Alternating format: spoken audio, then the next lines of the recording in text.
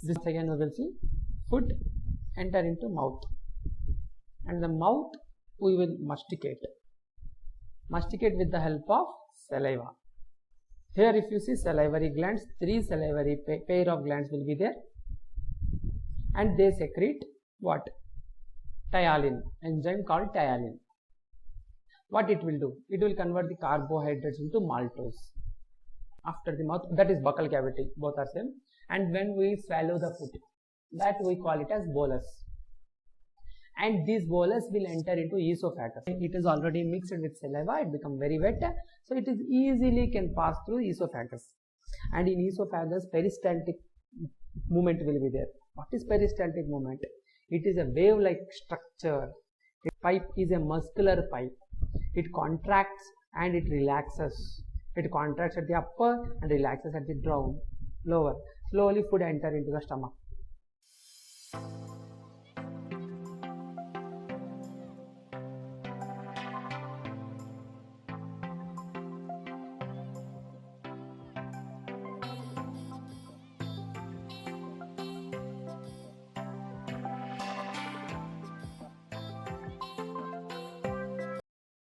It doesn't allow the food to come up.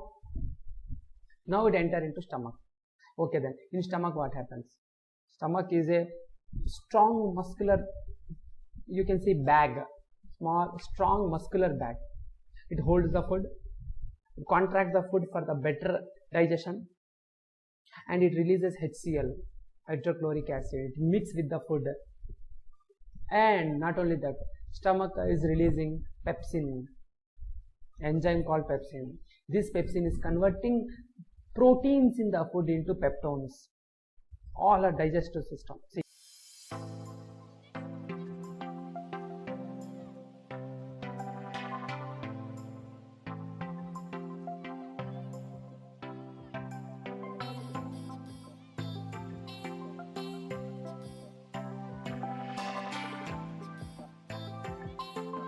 After this stomach, food has to go to small intestine, and in the small intestine main work is absorption of this food for our body, for energy. Before small intestine and after the esophagus, after the stomach, you will be having a duodenum. Slowly your food will enter into the small intestine, not at a time. This at duodenum, if you see, 4 enzymes are releasing. At duodenum, the first one, liver releases bile juice. Very important, it is not an enzyme. It acts on the fat of the food and convert and break down these fats into smaller particles. And this process is called as emulsification. And in the duodenum only, amylase, tryptase and lipase will release. Pancreas will release. They act on carbohydrates again. If any carbohydrates are there in the food, still any proteins are there, any fats are there, this trypsin will act on proteins and convert to peptones. Lipase act on fats, they convert to fatty acids. Small intestine completed, and in small intestine absorption will take place. Okay, and then in the small intestine you see, in small intestine again 2 more enzymes are releasing, peptidase and sucrose. Peptidase acts on peptides to convert to amino acids. Sucrose convert sucrose into glucose. So these are the few points. So same whatever I explained. And the small intestine, maximum absorption of the food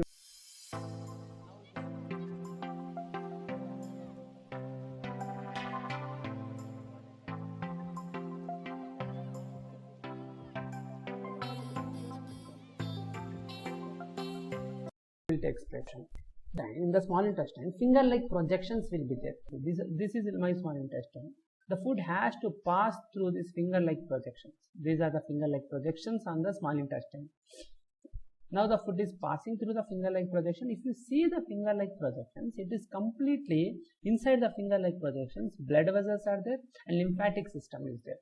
They will absorb the food. In my food, amino acids are there, minerals are there, vitamins are there. All the food has to pass through our blood vessels and lymphatic system are completely absorbing the food, absorbing the minerals, absorbing whatever required in the food, such that we will get energy for our body.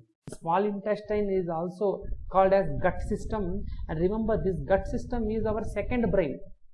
It has to take the decision spontaneously, which has to absorb, which has to not to absorb.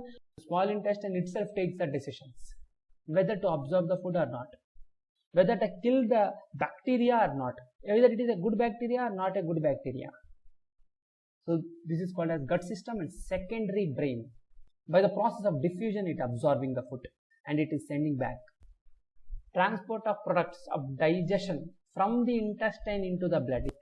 This is called the absorption. Small intestine, there are finger-like projections, we call that as villi. The surface area is increases for the absorption, and it is consists of blood vessels and lymph, and it will absorb the food. It absorbs the vitamins, nutrients, everything.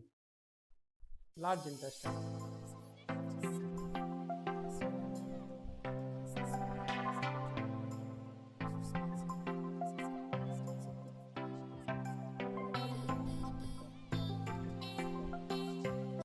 Defecation.